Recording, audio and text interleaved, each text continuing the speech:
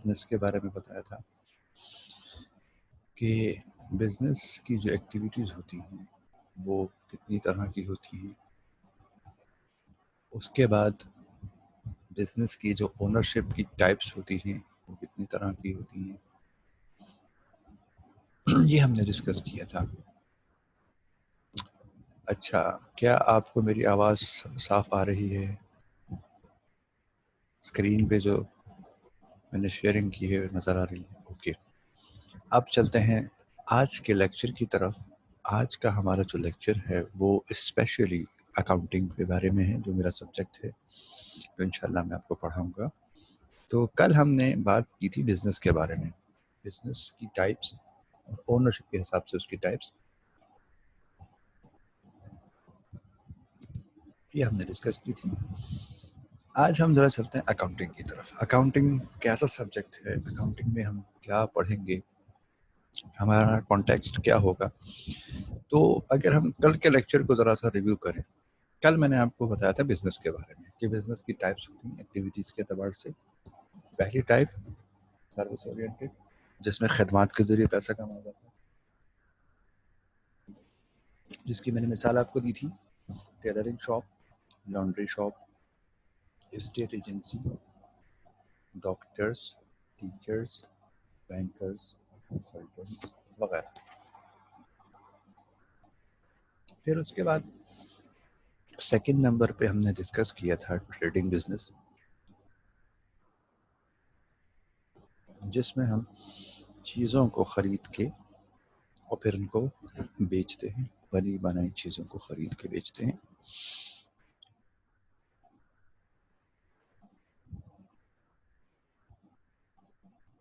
और उसके बाद तीसरे नंबर पे हमने डिस्कस किया था मैन्युफैक्चरिंग कंसर्न बिजनेस, यानी जहाँ पर ज़ीरो लेवल से प्रोडक्शन की जाती है और नई चीज़ें बनाई जाती हैं, उस तरह के बिजनेस को हम कहते हैं मैन्युफैक्चरिंग कंसर्न बिजनेस। उसके बाद ओनरशिप, सोल प्रोप्राइटर मतलब सिंगल ओनर, पूरे बिजनेस का मालिक एक आदमी है, पूरे बिजनेस की सारी मैनेजमेंट उसने करनी है, पैसे भी वो घर से लेकर आएगा, कारोबार चलाने के जितने फैसले होंगे वो सारे वो खुद करेगा। उसके बाद पार्टनरशिप बिजनेस को हमने पढ़ा था कि बहुत सारे लोग, दो या दो से ज़्यादा लोग मिलकर भी कारोबार कर सकते हैं। ये चीज़ हमने कल डिस्कस कर ली थी। आज हम स्टार्ट करेंगे स्पेशली अकाउंटिंग के सब्जेक्ट को। अकाउंटिंग के सब्जेक्ट को स्टार्ट करने से पहले मेरा एक सवाल है कि मुझे ये बताइए कि इन तमाम बिजनेस के जो तीनों फॉर्म्स हैं, सर्विसेज, ट्रेडिंग या मैन्युफैक्चरिंग, इसमें कॉमन बात क्या है?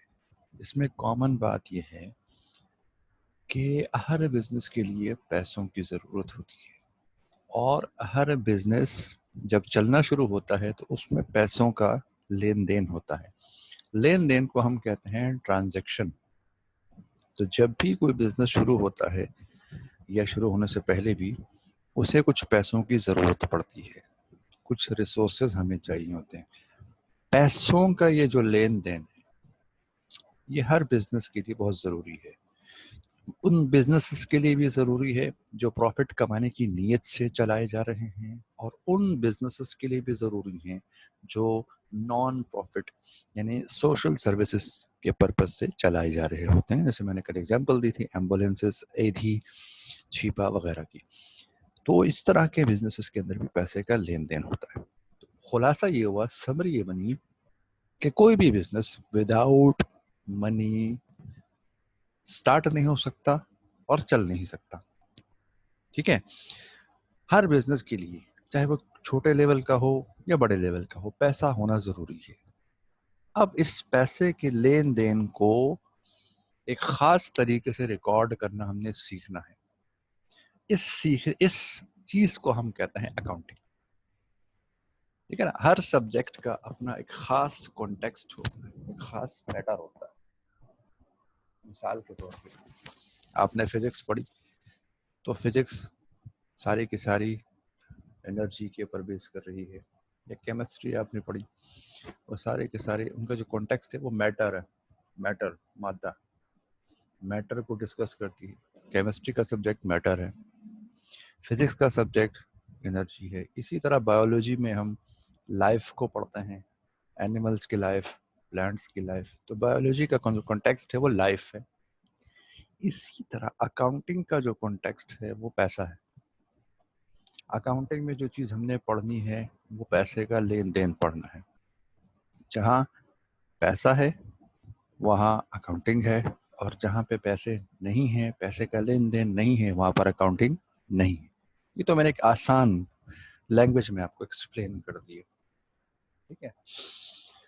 अब अगर हम देखते हैं, आज का हमारा टॉपिक है basic concept of accounting activities. Business activities के अंदर अकाउंटिंग एक्टिविटीज, यानी accounting is the part of business. जहां बिजनेस है वहां अकाउंटिंग है, ये बात याद रखिएगा। अकाउंटिंग इटसेल्फ इंडिपेंडेंट कोई चीज नहीं। तो accounting is primarily concerned with the proper record keeping of monetary resources. Monetary resource का मतलब क्या होता है? पैसों से रिलेटेड। मॉनेटरी का वर्ड मनी से निकला है। मॉनेटरी रिसोर्सेज आपके पैसों से रिलेटेड जो चीजें होती हैं, उन लेन देन को, उन ट्रांजैक्शंस को रिकॉर्ड करना, प्रॉपर रिकॉर्ड कीपिंग, उसको खास तरीके से रिकॉर्ड करना, that is called accounting activity, ठीक है। अच्छा जी, अब अकाउंटिंग को तो हमने पढ़ लिया कि एक्टिविटी किस किस की है, पैसों के लेन देन को रिकॉर्ड करने की है। अब जरा इसकी डेफिनेशन, प्रॉपर डेफिनेशन पढ़ लेते हैं। क्या लिखा हुआ है? Accounting is the sub field of business या commerce which is designed for the sake of recording the business transaction in a predefined manner. इसको देखिए, accounting is the sub field of business. Accounting business की एक सब field है, छोटी field है, business का पार्ट है। और क्यों पार्ट है, क्या करते हैं? Which is designed for the sake of recording the business transaction. Transaction का मतलब मैंने क्या बताया? पैसों का लेन देन। हम किसी को पैसे या पैसे की मालियत के बराबर कोई चीज़ देते हैं, या हम किसी से पैसे या पैसों की मालियत के बराबर कोई चीज़ रिसीव करते हैं, तो इसको हम कहते हैं ट्रांजैक्शन। तो बिजनेस में जो ट्रांजैक्शन होती है, ट्रांजैक्शन मीन्स पैसों का जो लेन देन होता है, गिव एंड टेक होता है, उसको रिकॉर्ड करना, ये अकाउंटिंग है, ठीक है। अब प्रॉपर डेफिनेशन क्या पड़ेगी इसकी? Accounting is the art of recording.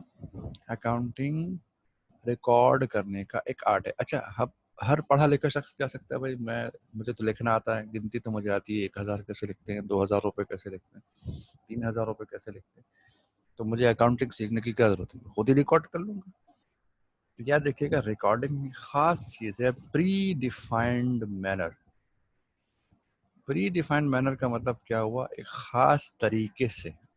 हर पढ़ा लिखा शख्स अकाउंटिंग एक्टिविटीज को खास तरीके से रिकॉर्ड नहीं कर सकता, ठीक है। हर पढ़ा लिखा शख्स ये क्लेम नहीं कर सकता कि मैं पढ़ा लिखा हूँ, मैं ये चीज़ें रिकॉर्ड कर लूँगा, नहीं, ठीक है। अकाउंटिंग एक्टिविटीज़ को एक ख़ास तरीके से, एक ख़ास मेथड से रिकॉर्ड किया जाता है, और वही मेथड हम सीखने के लिए क्लासेस में मौजूद हैं, आपको सिखा रहे हैं और आप लोग सीख रहे हैं। हम क्या सीख रहे हैं यहाँ पे? हम सीख रहे हैं वो मेथड जिसके ज़रिए हमें क्या करना है? ट्रांजैक्शन को रिकॉर्ड करना सीखना है, ठीक है। प्री डिफाइंड मैनर्स, खास तरीका, वो स्पेशल मेथड्स क्या हैं जिसके जरिए हम अकाउंटिंग सीख सकते हैं, ये हमारा कंसर्न है। अच्छा जी, इसके बाद हम चलते हैं डेफिनेशन नंबर 2। अकाउंटिंग की जरा डिटेल डेफिनेशन पढ़ें। Accounting is the technique of recording, record करने की टेक्निक है, ठीक है। प्रोसेस ऑफ आइडेंटिफाइंग, अच्छा, आप आइडेंटिफाई करना पड़ता है। पैसे मुख्तलिफ फॉर्म्स में होते हैं, मुख्तलिफ शक्लों में होते हैं। हम जो पैसे बिजनेस में इन्वेस्ट करते हैं वो भी अमाउंट है, मनी है।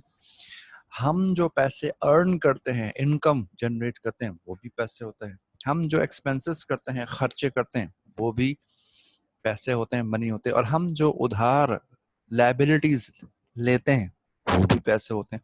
तो हमें उनको आइडेंटिफाई करना पड़ता है कि किस पैसे का ताल्लुक किस चीज से है। हम सीखेंगे मेथड्स ऑफ मेजरिंग। अकाउंटिंग में हम कुछ चीजें आपस में फार्मूले लगा करके मेजर भी करते हैं, वैल्यूएशन भी करते हैं। हम आगे जाके सीखेंगे इंशाल्लाह। मुख्तलिफ मैथमेटिकल फार्मूले लगा के हम चीज़ों को फाइंड आउट करते हैं, वैल्यूज को फाइंड आउट करते हैं, फिर रिकॉर्ड करते हैं। और जब हमारी सारी रिकॉर्डिंग कंप्लीट हो जाती है, हम ट्रांजैक्शंस को रिकॉर्ड कर लेते हैं, अपना प्रॉफिट एंड लॉस निकाल लेते हैं, तो फिर अपने कंपनी के बिजनेस के हायर मैनेजमेंट को उसके बारे में कम्युनिकेट करते हैं। ठीक है, कम्युनिकेशन से हमारा हम अपने मैनेजर्स को या डायरेक्टर्स को बताते हैं कि हमारा बिजनेस प्रॉफिट में जा रहा है या लॉस में जा रहा है। ठीक होगी बात? अच्छा जी, ये तो हो गई बात किस चीज़ की, डेफिनेशन ऑफ अकाउंटिंग। आगे चलते हैं, एक जनरल डेफिनेशन है। इसके बाद जो चीज़ आती है हमारे पास वो है ऑथेंटिक डेफिनेशन। अकाउंटिंग की ऑथेंटिक डेफिनेशन क्या है? ठीक है, तो अकाउंटिंग की ऑथेंटिक डेफिनेशन के लिए हमारे पास एक इदारा है जिसको हम कहते हैं American association of certified public accountants. American association of certified public accountant वाले अकाउंटिंग की डेफिनेशन क्या बयान करते हैं कि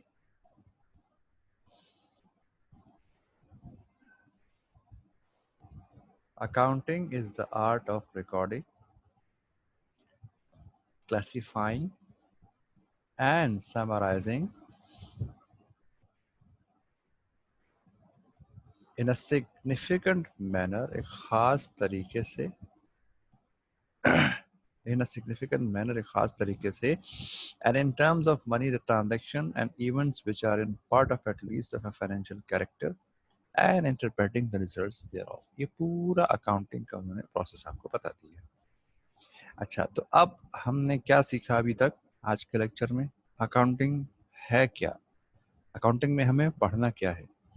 ठीक है, अकाउंटिंग एक्टिविटीज में क्या क्या चीजें शामिल होती हैं जी। तो आपकी समझ में आ रहा है अकाउंटिंग में हम क्या पढ़ रहे हैं? अकाउंटिंग में हम पढ़ेंगे क्या चीज? Only the transactions which involved money, जिसके अंदर पैसों का लेन देन इन्वॉल्व है। ठीक हो गई बात?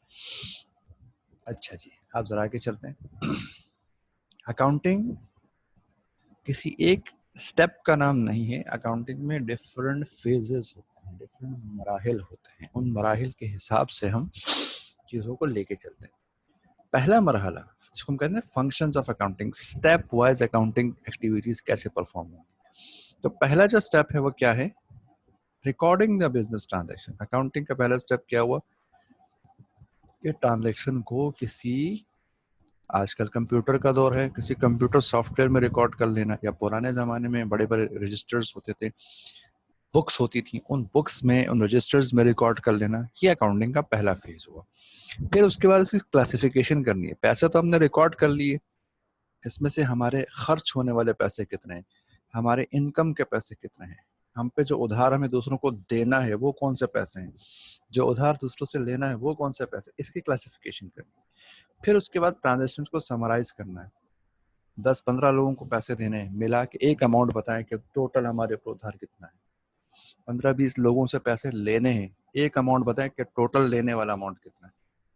ठीक है, कैश हम लेते रहे देते रहे, कैश का लेन देन करते रहे, आखिर में बताएं कैश का एक अमाउंट कितना पड़ा हुआ है हमारे पास, ये समरी कहलाती है। और उन समरीज के बाद हम डिफरेंट रिपोर्ट्स बनाते हैं, तो उसमें हम अपने प्रॉफिट एंड लॉस का जिक्र कर सकते हैं, जिसमें हम अपनी दूसरी चीज़ों का जिक्र कर सकते हैं, और आखिर में उन चीज़ों को हम एनालाइज करते हैं कि हमने इंटरप्रेट करते हैं कि हमने कितने पैसे अपनी जेब से लगाए, कितने पैसे उधार से लेके लगाए, अपने पैसों से कितना कमाया, दूसरों के पैसों से कितना कमाया, उसकी इंटरप्रिटेशन करते हैं। ये सारी चीज़ें जब मुकम्मल हो जाती हैं तो यहाँ पर हमारी अकाउंटिंग एक्टिविटीज़ कंप्लीट हो जाती है। ट्रांजैक्शन मैंने आपको बता दिया, ट्रांजैक्शन का मतलब क्या होता है? लेन देन, कारोबारी लेन देन। तो बिजनेस के अंदर हम जितना भी लेन देन करते हैं वो ट्रांजैक्शन कहलाती है। लेन देन आमतौर पर दो तरीके से होती है, ट्रांजैक्शन, पैसे का लेन देन। ट्रांजैक्शन दो तरीके से होती है, अगर आप कैश पे काम करें, सामान कैश पे खरीदें और कैश पे बेचें, कैश का लेन देन हो, उसी वक्त आप कैश दें जब कोई चीज़ खरीदें, या कोई चीज़ बेचे तो उसी वक्त कस्टमर से कैश ले लें, तो ये ट्रांजैक्शन क्या कहलाएगी? कैश ट्रांजैक्शन कहलाएगी। और अगर आप उधार पे काम करते हैं, आपने कोई चीज़ बेची लेकिन कस्टमर ने कहा कि पैसे मैं आपको 1 महीने बाद दूंगा, तो ये चीज़ क्या कहलाएगी? क्रेडिट ट्रांजैक्शन कहलाएगी। ठीक है, ये यहाँ पे जरा सा टाइपिंग मिस्टेक हो गई, ये कहलाएगी क्रेडिट ट्रांजैक्शन। या आपने कोई चीज़ खरीदी उधार पे और आपने अपने सप्लायर को कहा कि मैं पैसे आपको 2 महीने बाद दूंगा, तो ये ट्रांजैक्शन है, आपने पैसों की मालियत की कोई चीज़ ली है, लेकिन चूंकि इसमें आपने कैश नहीं दिया, उधार का मामला हुआ है, तो टेक्निकली हम इसको क्या कहते हैं, क्रेडिट ट्रांजैक्शन कहते हैं। ठीक है जी। अच्छा जी, अब हम चलते हैं ज़रा ऑब्जेक्टिव्स ऑफ अकाउंटिंग। अकाउंटिंग के जो ऑब्जेक्टिव्स हैं वो कौन कौन से हैं। सबसे पहला,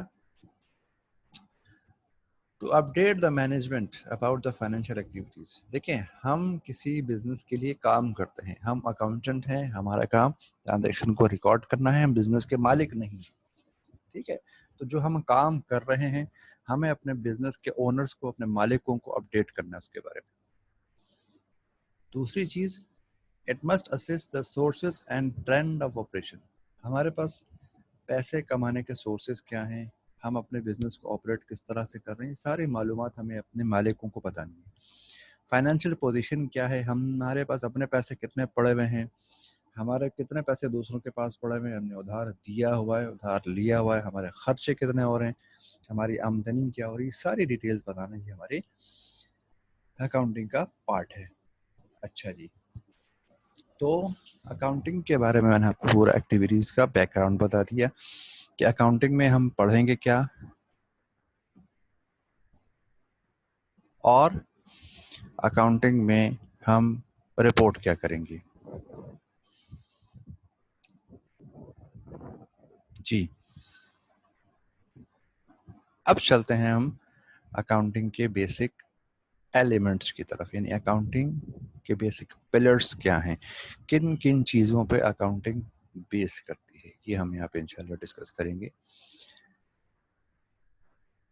सबसे पहले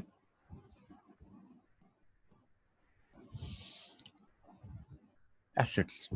देखें, हमने बिजनेस क्यों स्टार्ट किया था, हमारे बिजनेस के स्टार्ट करने का मकसद क्या था, ये भी मैंने कल भी आपको बताया था, आज फिर रिव्यू किया हमने। हमारे बिजनेस करने का बेसिक पर्पस ये था कि हम प्रॉफिट कमाना चाहते हैं, हम प्रॉफिट कमाने के लिए बिजनेस करते हैं normally.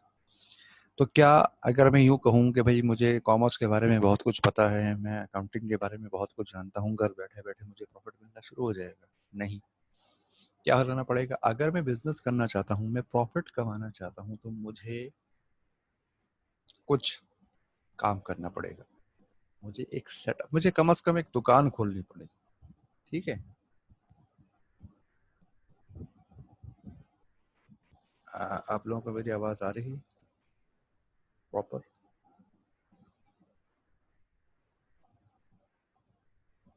Can you all hear me?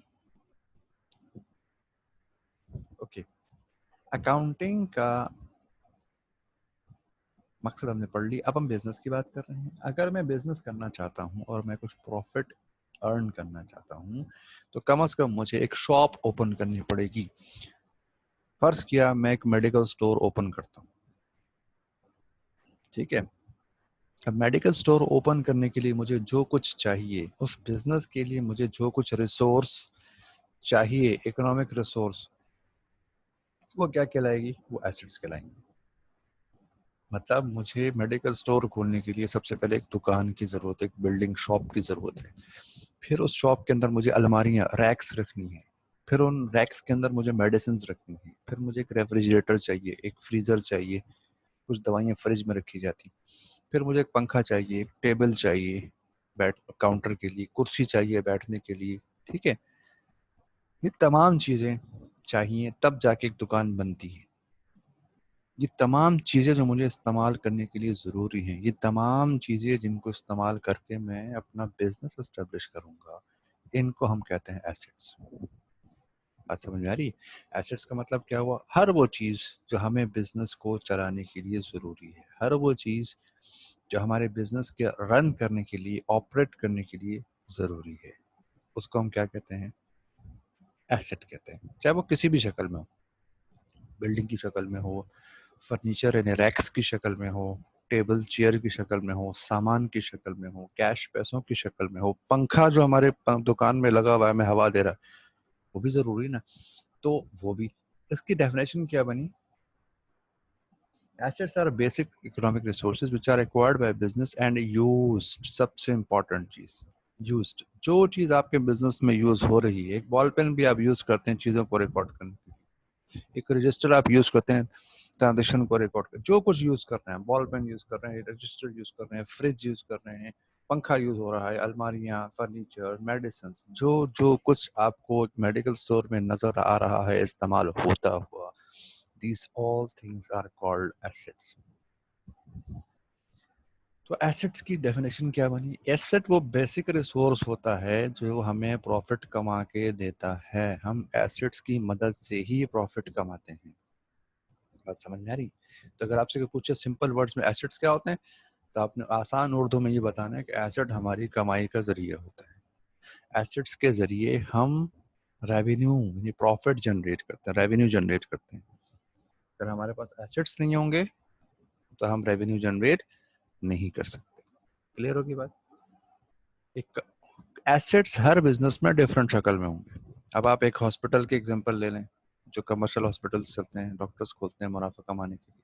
Hospital में चले जाएं, हॉस्पिटल में जो आपको मेडिसिन नज़र आ रही हैं, जो ऑक्सीजन के सिलेंडर्स हैं, जो उनके डिवाइसेस हैं, गैजेट्स हैं, ब्लड प्रेशर चेक करने के इक्विपमेंट्स हैं, थर्मोमीटर्स हैं, ठीक है, और जितने भी उनके लेबोरेटरी इक्विपमेंट्स हैं हॉस्पिटल के अंदर, ये सारे के सारे उनके एसेट्स हैं।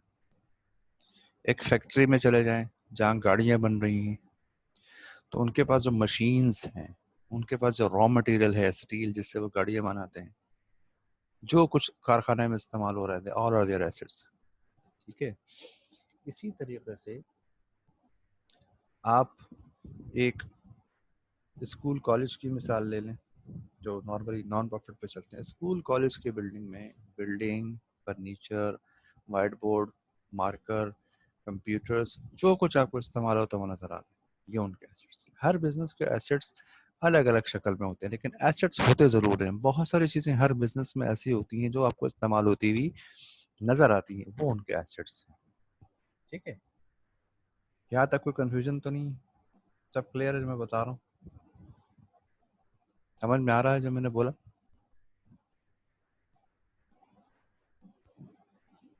जी, आप सबको मेरी आवाज आ रही है?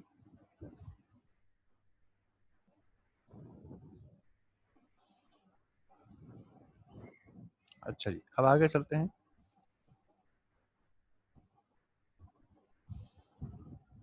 अब आगे चलते हैं, एसेट्स की टाइप्स पे बात करते हैं। ये तो हमने डिस्कस कर लिया कि एसेट का मतलब होता है हर वो चीज जिसके जरिए हम पैसे कमा सकते हैं। ठीक है, आगे चलते हैं। एसेट्स की डिफरेंट टाइप्स होती हैं, हम एसेट्स को डिफरेंट टाइप्स में डिवाइड करते हैं। सबसे पहले करंट या फ्लोटिंग एसेट्स। करंट एसेट्स या फ्लोटिंग एसेट्स का मतलब ये होता है कि कुछ चीजें हमारे पास ऐसी होती हैं जो एक साल के अंदर अंदर, याद रखिएगा अकाउंटिंग में हमारे पास स्टैंडर्ड है 12 महीने। 12 महीने यानी एक साल। अगर कोई चीज, कोई एसेट हमारा ऐसा है जो एक साल के अंदर अंदर खत्म हो जाता है, अगले साल इस्तेमाल के काबिल नहीं रहता, उसको हम कहते हैं करंट एसेट। करंट का मतलब मौजूदा, प्रेजेंट, 1 ईयर में आपके काम आएगा, एक साल तक आपको बेनिफिट देगा, विद इन 1 ईयर वो खत्म हो जाएगा, अगले साल वो इस्तेमाल के काबिल नहीं होगा।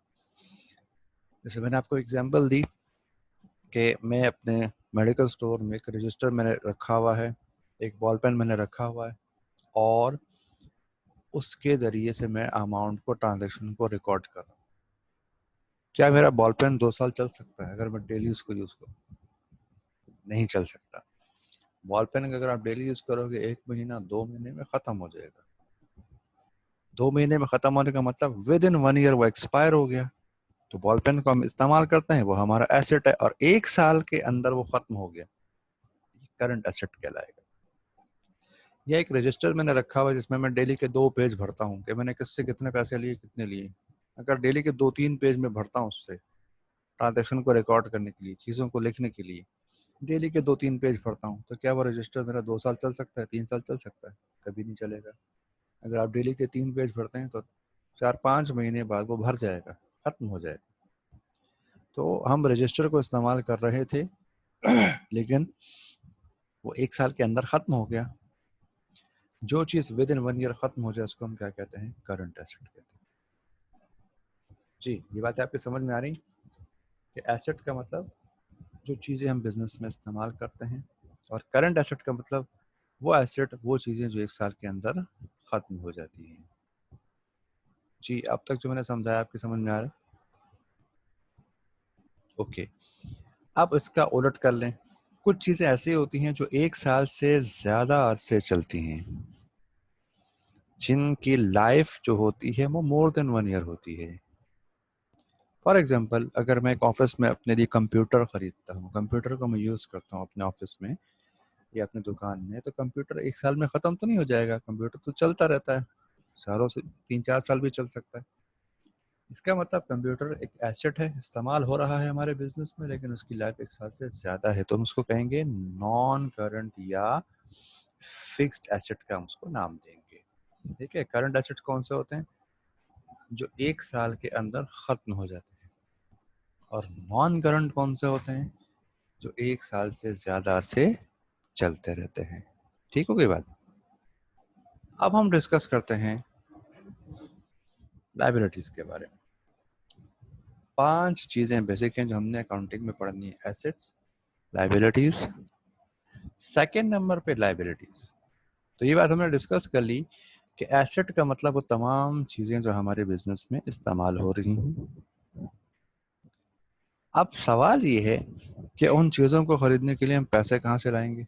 उसका जवाब ये है कि उन चीज़ों को खरीदने के लिए हम पैसे अगर किसी से लोन लेते हैं, उधार लेते हैं, तो ये हमारी लायबिलिटी। फॉर एग्जांपल, हम कहते हैं हमें अपने बिजनेस को स्टार्ट करने के लिए 10 लाख रुपए की जरूरत है।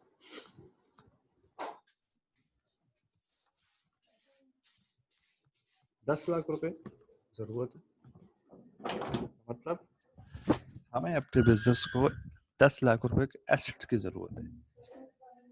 अब ये 10 लाख रुपए कहाँ से आएंगे? अगर ये 10 लाख रुपया हम बैंक से लोन ले लेते हैं, उधार ले लेते हैं, तो इसको हम अकाउंटिंग की जबान में कहते हैं लायबिलिटी। तो लायबिलिटी मीन्स उधार। लायबिलिटी का मतलब हुआ वो पैसे जो हमने किसी से उधार लिए हैं, जो हमें बाद में उसको वापस करने हैं। ऐसे अमाउंट को हम क्या कहते हैं? लायबिलिटी कहते हैं।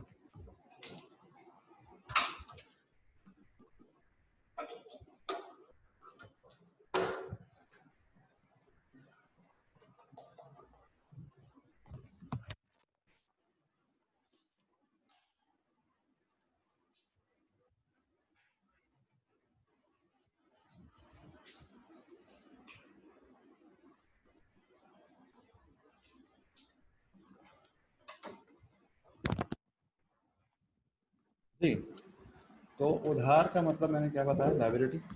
और जब आप उधार कोई चीज़ पैसे लेते हैं तो आप उसके मालिक नहीं बनते, बल्कि आप उसके क्रेडिटर, यानी आपने वो पैसे फ्यूचर में वापस करने। उधार जब आप लेते हो, वो उधार आपको फ्यूचर में वापस करना पड़ता है। उधार के जरिए एक बाहर का आदमी जो बिजनेस का मालिक नहीं है, वह हमारे बिजनेस में कंट्रीब्यूशन कर रहा है, अपना हिस्सा मिला रहा है। भाई, हमने बैंक से लोन लिया तो बैंक हमारे बिजनेस का ओनर तो नहीं है, बैंक ने हमें पैसे दे दिए, तो दैट इज लायबिलिटी। हमारी लायबिलिटी के वो पैसे हम बैंक को बाद में वापस करेंगे। कब करेंगे? अगर हमने बैंक से वो लोन 1 साल या कम अरसे के लिए लिया है, 1 साल के अंदर अंदर वापसी का वादा किया है, तो हम उसको क्या नाम देंगे? करंट लायबिलिटी का नाम देंगे। और अगर हमने बैंक से ऐसा वादा किया कि पैसे हम आपको देंगे 1 साल से ज़्यादा, 3 साल बाद देंगे, 4 साल बाद देंगे, अदायगी का वादा, future payment more than 1 year हो गई है, तो ये लाइबिलिटी क्या कहलाएगी? नॉन करंट लाइबिलिटी कहलाएगी। ठीक है बात। तो एसेट का मतलब मैंने क्या बताया? वो चीज़ें जो हमारे बिजनेस में इस्तेमाल होती हैं। लाइबिलिटी का मतलब मैंने क्या बताया? वो पैसे जो हम उधार लेते हैं किसी बाहर के आदमी से, आउटसाइडर से, उसको हम क्या कहते हैं? लाइबिलिटी। तीसरी चीज हमारे पास है कैपिटल। कैपिटल का मतलब होता है दौलत या सरमाया। अकाउंटिंग की जबान में कैपिटल कहते हैं उन पैसों को जो ओनर अपनी जेब से खुद इन्वेस्ट करता है। ठीक है ना? जैसे मैंने आपको कहा कि भाई हमें अपने बिजनेस को स्टार्ट करने के लिए 10 लाख रुपए के एसेट्स की जरूरत है। तो क्या किया हमने? 10 लाख के लिए हमने क्यों किया कि 10 लाख के एसेट्स को अरेंज हमने इस तरह किया, 7 लाख हम अपने घर से लाके इन्वेस्ट करते हैं और 3 लाख बैंक से उधार ले लेते हैं। तो जो 7 लाख रुपए हम अपने घर से लाके, अपने पर्सनल सोर्सेस से लाके इन्वेस्ट करेंगे, ओनर खुद अपने हिस्सा में लाएगा, उसको हम कैपिटल कहते हैं। ठीक है? जो एसेट उसने उधार लिए वो लाइबिलिटी कहलाएगा, और जो एसेट उसने खुद इन्वेस्ट किए वो उसका कैपिटल कहलाएगा। इसका मतलब क्या हुआ? अगर वो 7 लाख रुपए अपनी जेब से लेकर आ रहा है, तो उस 7 लाख से भी उसने बिजनेस के एसेट से खरीदे, और अगर वो 3 लाख बैंक से लोन ले रहा है तो उन 3 लाख के भी बिजनेस के एसेट्स ही खरीदे उसने। तो बिजनेस के टोटल एसेट तो 10 लाख के हो गए, जिसमें से उधार है 3 लाख रुपए का, लाइबिलिटी 3 लाख की है, और उसका अपना पैसा यानी कैपिटल हुआ 7 लाख रुपए का। तो लाइबिलिटी और कैपिटल को जब आपस में ऐड करते हैं तो हमें क्या मिलता है? एसेट्स मिलता है। Liability plus capital equals to assets.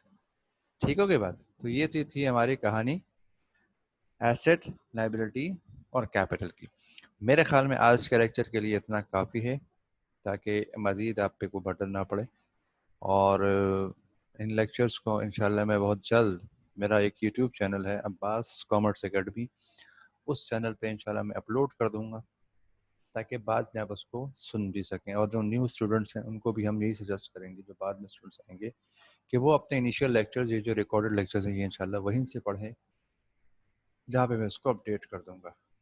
तो आप उस चैनल को विज़िट भी कर सकते हैं। फ़िलहाल तो आपको बेनिफिट अभी तो स्टार्ट हुआ है, लेकिन इंशाल्लाह जब आगे जाएंगे अकाउंटिंग के बहुत सारे टॉपिक्स, आपको यूट्यूब का मेरा चैनल है अब्बास कॉमर्स एकेडमी के नाम से, इस चैनल को सब्सक्राइब करें, लाइक करें, ताकि आपको उसके अपडेट्स मिलना शुरू हों। इस चैनल को मैंने अभी रिसेंटली अपडेट करना शुरू किया है, तो इंशाल्लाह उसमें ग्रेजुअली आस्ते आस्ते हम बहुत सारे लेक्चर डालेंगे, जिसमें आपके इनिशियल लेक्चर्स भी शामिल होंगे। तो आज का लेक्चर को मैं यहीं पे एंड करता हूँ। आप जो स्टूडेंट्स हैं वो स्क्रीन शॉट्स लेकर के भी इन नोट्स को अपने पास सेव कर सकते हैं। और इसके अलावा हम इंशाल्लाह मैं अपने घर पे होम ट्यूशन्स भी पढ़ाता हूँ। 1 जुलाई से इंशाल्लाह वेंसडे से हम ग्रुप कोचिंग स्टार्ट करेंगे। मैं अपने घर पे ग्रुप्स पढ़ाता हूँ, जिसमें कॉमर्स के चारों subject, accounting, business maths, economics और प्रिंसिपल्स ऑफ कॉमर्स इंशाल्लाह मैं पढ़ाऊँगा। तो अगर किसी स्टूडेंट ने ट्यूशन या कोचिंग पढ़नी हो, वो भी मुझसे रब्ता कर सकते हैं। ये नोट्स में इंशाल्लाह आपको फिर वहाँ हार्ड कॉपी के अंदर भी प्रोवाइड कर दूँगा।